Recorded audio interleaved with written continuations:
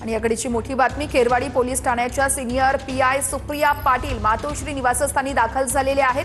अगदी काही वेळापूर्वीच ड्रोनची ही दृश्य समोर आली होती आणि त्याच नंतर आता खेरवाडी पोलीस ठाण्याच्या सिनियर पीआय सुप्रिया पाटील या मातोश्री निवासस्थानी दाखल झालेल्या आहेत। आता नेमकी काय माहिती दिली जाते हे बघणं अतिशय महत्त्वाचं असणार आहे।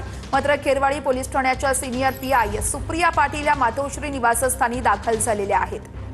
घडामोडींना वेग आलेला आहे। आपण पाहतोय बीकेसी आणि खेरवाडी परिसरात ड्रोन उडवल्याची दृश्य अगदी काही वेळापूर्वीच व्हायरल झाली होती आणि त्याच नंतर पोलिसांचं देखील स्पष्टीकरण आलं होतं की MMRDA कडून ते सर्वेक्षण केलं जाते आणि त्याच अनुषंगाने ही ड्रोनच्या द्वारे इथं पॉट टॅक्सीसाठी सर्वेक्षण केलं जात आहे आणि त्याचमुळे इथं ड्रोन उडवले जात असल्याचं पोलिसांचं स्पष्टीकरण होतं आणि त्याच नंतर आता खेरवाडी पोलीस ठाण्याच्या सिनियर पीआय सुप्रिया पाटील या मातोश्री निवासस्थानी दाखल झाल्याचं कळतंय।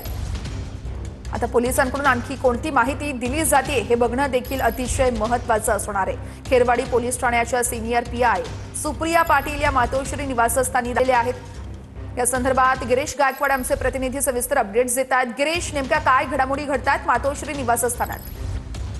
आपण पाहिलं सुप्रिया की काही वेळापूर्वी या परिसरामध्ये ड्रोन गिरता घालताना आपल्याला स्पष्टपणे पाहायला मिळालं आणि त्यानंतर मुंबई पोलीस ऍक्शन मोड मध्ये आले। मुंबई पोलिसांनी आता अधिकृत माहिती जारी केलेली आहे। MMRDA नं ड्रोन उडवण्यासंदर्भात अधिकृत परवानगी एक दिवसाआधी घेतली होती आणि MMRDA ला बीकेसी खेरवाडी आणि त्यासोबतच बँड्रा खेरवाडी मातोश्रीचा जो परिसर आहे त्या ठिकाणी पोर्ट टॅक्सी सुरू करायची आहे आणि त्यामुळेच त्यांनी सर्वेक्षण करण्याचं ठरवलेलं आहे आणि हे सर्वेक्षण ड्रोनच्या माध्यमातून केलं गेलंय। मात्र याची कुठलीही अधिकृत सूचना जी आहे ती मातोश्रीला देण्यात आली नव्हती, ती उद्धव ठाकरे यांच्या कुटुंबियांना देण्यात आली नव्हती अशी प्राथमिक माहिती मिळते आणि त्याच अनुषंगाने आपण पाहतोय की अवघ्या अर्ध्या तासापूर्वीच या ठिकाणी खेरवाडी पोलीस ठाण्याच्या ज्या वरिष्ठ पोलीस निरीक्षक आहेत सुप्रिया पाटील त्या सुद्धा दाखल झालेल्या आहेत आणि त्यांच्याकडून सर्व इत्थंभूत माहिती आहे या संदर्भातली ती उद्धव ठाकरे यांच्या कुटुंबियांना आता देण्यात येत असल्याची सुद्धा आपल्याला माहिती मिळते। एकंदरीत आपण पाहतोय की हा संपूर्ण जो परिसर आहे तो अत्यंत संवेदनशील मानला जातो आणि कायम या परिसरामध्ये पोलिसांचा मोठा बंदोबस्त पाहायला मिळतो आणि आज